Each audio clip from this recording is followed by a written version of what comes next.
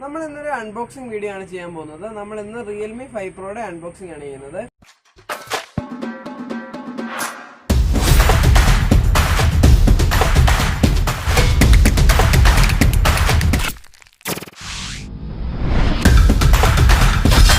അപ്പോൾ നമുക്ക് വീഡിയോയിലേക്ക് പോകാം. ഫ്രണ്ട്സ്, ഇതാണ് നമ്മുടെ Realme 5 Proയുടെ ബോക്സ്. ഇത് 6GB 64GB റാമിൻ്റെ ഫോണാണ്. ഇതിന് ഫ്ലിപ്കാർട്ടിൽ പ്രൈസ് വരുന്നത് ഏകദേശം 15,000 രൂപയാണ്. നമുക്ക് ഈ ബോക്സ് ഒന്ന് ഓപ്പൺ ചെയ്യാം. ഓപ്പൺ ചെയ്ത് കഴിയുമ്പോൾ നമുക്കൊരു വൈറ്റ് കളർ ബോക്സാണ് കിട്ടുന്നത്. ഇതിൻ്റെ അകത്ത് ഫോണിൻ്റെ ഫോട്ടോയും പിന്നെ പേരും VOOC flash charge 48 MP camera പിന്നെ Realme 5 Pro എന്ന സൈഡിൽ എഴുതിയിട്ടുണ്ട്. ഈ ഫോണിൽ ഡ്യുവൽ സിം സപ്പോർട്ട് ചെയ്യുന്നതാണ്. പിന്നെ മെമ്മറി കാർഡ് 256GB വരെ എക്സ്പാൻഡ് ചെയ്യാവുന്നതാണ്. 4035 mAh ബാറ്ററിയാണ് ഈ ഫോണിനുള്ളത്. പിന്നെ ഇതിൻ്റെ പ്രൊസസ്സർ എന്ന് പറയുന്നത് സ്നാപ്ഡ്രാഗൺ 712 ആണ്. ഇത്രയൊക്കെയാണ് നമ്മുടെ ബോക്സിൽ കൊടുത്തിട്ടുള്ളത്. ഇനി നമുക്കിതൊന്ന് കട്ട് ചെയ്തെടുക്കാം. ഇവിടെ ഒരു പ്ലാസ്റ്റിക് കോട്ടിംഗ് ആണുള്ളത്. അപ്പോൾ നമ്മളിതൊന്ന് കട്ട് ചെയ്തെടുക്കുവാണ്.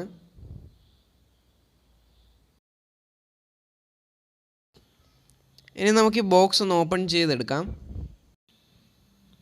ബോക്സ് ഓപ്പൺ ചെയ്യുമ്പോൾ നമുക്കിവിടെ ഒരു കേസാണ് കാണാൻ സാധിക്കുന്നത്. ഈ കേസിൻ്റെ രണ്ട് സൈഡിലും കുറച്ച് കോഡ്സ് എഴുതിയിട്ടുണ്ട്. അപ്പോൾ ഇനി നമുക്ക് ഈ കേസിൻ്റെ അകത്ത് എന്താണുള്ളതെന്ന് നോക്കാം. ഈ കേസിൻ്റെ അകത്ത് ഒരു ബാക്ക് കവറും പിന്നെ അതിൻ്റെ കൂടെ ഒരു യൂസർ മാനുവലും ആണുള്ളത്. യൂസർ മാനുവൽ നമുക്കൊന്ന് മാറ്റി വെക്കാം. ബാക്ക് കവർ ഒത്തിരി ഫ്ലെക്സിബിൾ അല്ല, ഇച്ചിരി ഹാർഡായിട്ടുള്ള ബാക്ക് കവറാണ്. നല്ല സ്ട്രോങ് ആയിട്ടുള്ള ബാക്ക് കവറാണ്. ഇനി നമുക്ക് നമ്മുടെ ഫോണൊന്ന് വെളിയിലോട്ട് എടുക്കാം. ഫോണിൽ ഒരു പ്ലാസ്റ്റിക്കിൻ്റെ ഒരു കോട്ടിംഗ് ഉണ്ട്, അത് നമുക്കൊന്ന് റിമൂവ് ചെയ്യാം. ഫോൺ എടുക്കുമ്പോൾ തന്നെ ഒരു നല്ല പ്രീമിയം ലുക്കാണുള്ളത്. ഫോണിൻ്റെ ബാക്ക് സൈഡിൽ ഒരു ക്വാഡ് ക്യാമറ സെറ്റപ്പാണുള്ളത്. ആദ്യത്തെ ക്യാമറ 48 MP പിന്നെ ബാക്കി 8 MP 2 MP പിന്നെ ഒരു 2 MP കൂടെയാണ്. അപ്പോൾ ഇതിൻ്റെ മുകളിലായിട്ട് ഓൾറെഡി ഒരു പ്രീ അപ്ലൈഡ് സ്ക്രീൻ ഗാർഡ് ഉണ്ട്. ഇനി നമുക്ക് ചാർജർ ഒന്ന് നോക്കാം. ഇത് വൂക്ക് ചാർജറാണ് നമുക്ക് ഈ ഫോണിൻ്റെ കൂടെ കിട്ടുന്നത്. അപ്പോൾ വൂക്ക് ചാർജർ എന്ന് പറയുമ്പോൾ നല്ല ഫാസ്റ്റ് ആയിട്ടുള്ള ചാർജർ ആയിരിക്കും. പെട്ടെന്ന് തന്നെ നമ്മുടെ ഫോൺ ഫുൾ ചാർജ് ആവുന്നതായിരിക്കും. ഇതിൻ്റെ ഡീറ്റെയിൽസ് ഇവിടെ കാണാൻ സാധിക്കും. പിന്നെ ഇതിൻ്റെ പുറകിലൊരു USB ഇൻസേർട്ട് ചെയ്യാനുള്ള സ്ലോട്ടാണുള്ളത്. ഇനി നമുക്ക് ഇതിൻ്റെ കേബിൾ ഒന്ന് നോക്കാം. C ടൈപ്പ് കേബിളാണുള്ളത്. നല്ല ലെങ്ത് ഉള്ളൊരു കേബിളാണ് ഇതിനുള്ളത്. ഏകദേശം ഒരു മീഡിയം ലെങ്തിനെക്കാട്ടി ഒരു ഇച്ചിരിയുടെ ലെങ്ത് നമുക്ക് ഈ ചാർജറിൻ്റെ കേബിളിന് കിട്ടുന്നുണ്ട്.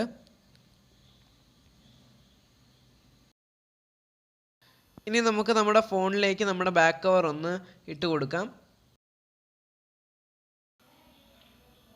ബാക്ക് കവറിന് ഫ്ലെക്സിബിലിറ്റി ഇച്ചിരി കുറവായതുകൊണ്ട് നമുക്ക് ഇടാൻ ഇച്ചിരി ബുദ്ധിമുട്ടുണ്ട്. അപ്പോൾ ഒരു ഇച്ചിരി ടൈം എടുത്തിടുക. ബാക്ക് കവർ ഇട്ട് കഴിയുമ്പോൾ നല്ല ടൈറ്റ് ഫിറ്റിംഗ് ആയിട്ടുണ്ടാവും. ഫോണിൻ്റെ പുറകിൽ കുറച്ച് ഡീറ്റെയിൽസ് ഒക്കെ കൊടുത്തിട്ടുണ്ട്, നമുക്ക് കാണാൻ സാധിക്കും.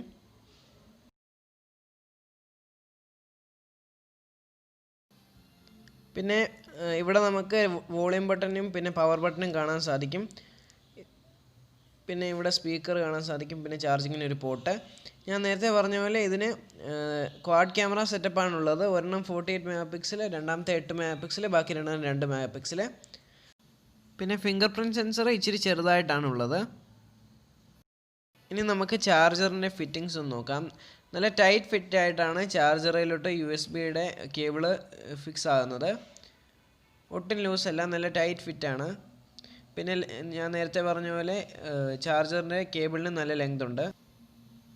പിന്നെ ഇവിടെ C ടൈപ്പ് കേബിളാണ് കൊടുത്തിട്ടുള്ളത്. ബോക്സിൻ്റെ ഏറ്റവും താഴെയാണ് നമുക്ക് സിം ഇജക്ടർ ടൂൾ വെച്ചിട്ടുള്ളത്. സാധാരണ ഫോണിൻ്റെ കേസിൻ്റെ കൂടെ തന്നെ സിം ഇജക്ടർ ടൂൾ വെക്കുന്നതാണ്. ഇതിൻ്റെ ഏറ്റവും താഴെയായിട്ടാണ് സിം ഇജക്ടർ ടൂൾ വെച്ചിട്ടുള്ളത്. ഇനി നമുക്ക് ഈ ഫോണൊന്ന് സ്വിച്ച് ഓൺ ചെയ്ത് നോക്കാം. ഫോൺ സ്വിച്ച് ഓൺ ചെയ്തതിന് ശേഷം നമുക്ക് കുറേ സെറ്റപ്സ് കംപ്ലീറ്റ് ചെയ്യാനുണ്ട്. അതെല്ലാം കംപ്ലീറ്റ് ചെയ്യുക. നമുക്കിതൊന്ന് ഒരു 2x വീൽ നോക്കാം.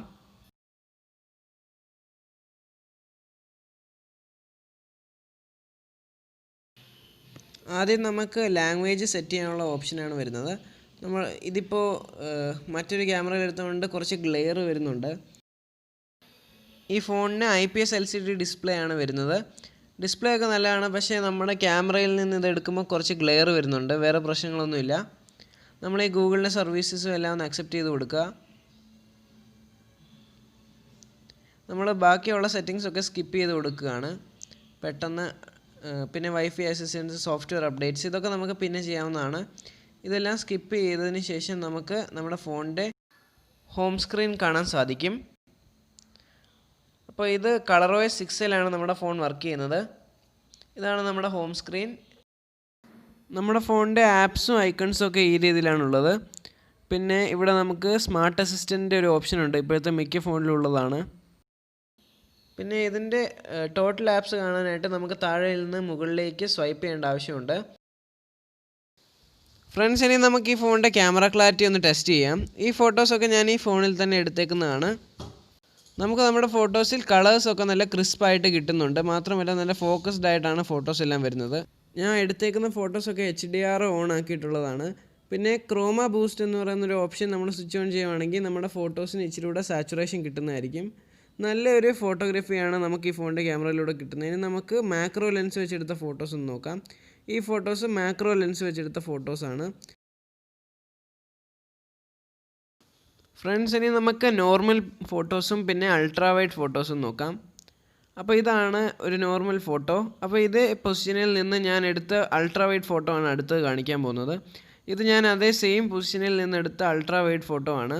നമുക്ക് കാണാൻ സാധിക്കും അൾട്രാ വൈഡ് ഫോട്ടോസിൽ നമുക്ക് കൂടുതൽ ഏരിയ കവർ ചെയ്യാൻ സാധിക്കുന്നുണ്ട്. സെയിം പൊസിഷനിൽ നിന്ന് എടുത്ത ഫോട്ടോസിന് നമുക്ക് കൂടുതൽ ഏരിയ കവർ ചെയ്യാൻ പറ്റും. ഇനി നമുക്ക് നൈറ്റ് സ്കേപ്പ് മോഡിലെടുത്ത ഫോട്ടോസ് ഒന്ന് ചെക്ക് ചെയ്യാം. അപ്പോൾ ഇതാണ് നോർമൽ ഫോട്ടോ, അതായത് നൈറ്റ് മോഡ് ഓൺ ആക്കാതെ എടുത്ത ഫോട്ടോ ആണ്. ഇനി നമുക്ക് നൈറ്റ് മോഡ് ഓൺ ആക്കി എടുത്ത ഫോട്ടോ ഒന്ന് നോക്കാം. ഇവിടെ നമുക്ക് കാണാൻ സാധിക്കും ഗ്രെയിൻസ് ഒക്കെ ഡിസപ്പിയർ ആയിട്ടുണ്ട്. മാത്രമല്ല നമുക്ക് കൂടുതൽ ലൈറ്റ് നമ്മുടെ ഫോട്ടോയിലേക്ക് വന്നിട്ടുണ്ട്. അപ്പോൾ നല്ലൊരു നൈറ്റ് മോഡ് സെറ്റിങ്സ് ആണ് ഈ ഫോണിനുള്ളത്. ഇനി നമുക്ക് സ്ലോമോ വീഡിയോസ് ഒന്ന് നോക്കാം. ഫ്രണ്ട്സ്, അപ്പോൾ ഇത് എൻ്റെ അനിയനൊരു വെള്ളം നിറച്ച ബലൂൺ പൊട്ടിക്കുന്ന വീഡിയോ ആണ്.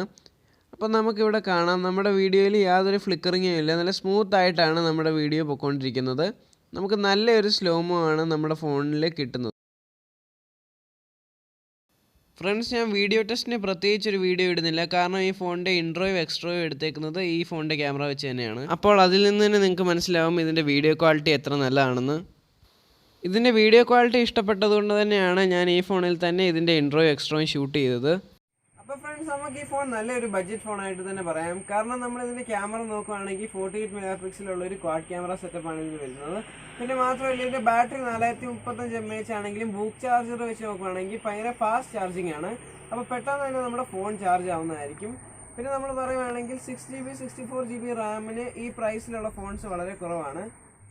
മാത്രമല്ല നമ്മളിപ്പോൾ ഫ്ലിപ്കാർട്ടോ ആമസോണോ ഒന്ന് ചെക്ക് ചെയ്യുകയാണെങ്കിൽ 15000 രൂപയിൽ കുറഞ്ഞ മിക്ക ഫോൺസും ഇപ്പം ഔട്ട് ഓഫ് സ്റ്റോക്ക് ആയിരിക്കും, അല്ലെങ്കിൽ അതിൻ്റെ അവൈലബിലിറ്റി വളരെ കുറവായിരിക്കും. പക്ഷേ നമ്മൾ Realme 5 Pro നോക്കുകയാണെങ്കിൽ ഇപ്പോഴും അത് നമുക്ക് ആ സൈറ്റിലെല്ലാം അവൈലബിൾ ആയിട്ട് കിട്ടുന്നതാണ്. സ്നാപ്ഡ്രാഗൺ 712 ആണ് നമ്മുടെ ഈ ഫോണിൻ്റെ പ്രൊസസ്സർ. അപ്പോൾ പ്രൊസസ്സറിൻ്റെ കാര്യം പറയുകയാണെങ്കിലും ഈ റേഞ്ചിലുള്ള മിക്ക ഫോൺസിനെക്കാട്ടിലും നല്ലൊരു പ്രൊസസ്സറാണ് ഈ ഫോണിന് വരുന്നത്. ഫ്രണ്ട്സ്, അപ്പോൾ നിങ്ങൾ ഗെയിമിംഗ് ആണ് പ്രിഫർ ചെയ്യുന്നതെങ്കിൽ നമ്മുടെ ഫോൺ നിങ്ങൾക്ക് ഓപ്റ്റ് ചെയ്യാവുന്നതാണ്. കാരണം ഇതിൻ്റെ പ്രൊസസ്സർ നല്ലതാണ്. പിന്നെ 6GB റാമിൻ്റെ കൂടെ 712 പ്രൊസസ്സർ വരുമ്പോഴത്തേനും നല്ലൊരു ഗെയിമിംഗ് നമുക്ക് ചെയ്യാൻ പറ്റുന്നതായിരിക്കും. ഇനി നിങ്ങൾ പ്രിഫർ ചെയ്യുന്നത് ക്യാമറ ആണെങ്കിലും നല്ലൊരു ക്യാമറ പെർഫോമൻസ് ആണ് നമ്മുടെ ഫോണിനുള്ളത്. ഫ്രണ്ട്സ്, അപ്പോൾ നിങ്ങൾക്ക് ഈ ഫോൺ ഇഷ്ടമായെങ്കിൽ നിങ്ങൾക്ക് താഴെ ഡിസ്ക്രിപ്ഷനിൽ കൊടുത്തിരിക്കുന്ന ലിങ്ക് വെച്ച് നിങ്ങൾക്ക് ഈ ഫോൺ പർച്ചേസ് ചെയ്യാവുന്നതാണ്. പിന്നെ നിങ്ങൾക്ക് ഈ വീഡിയോ ഇഷ്ടമായെങ്കിൽ എൻ്റെ ചാനൽ ഒന്ന് സബ്സ്ക്രൈബ് ചെയ്യുക, വീഡിയോ ഒന്ന് ലൈക്ക് ചെയ്യുക. Suhail Moideen signing of.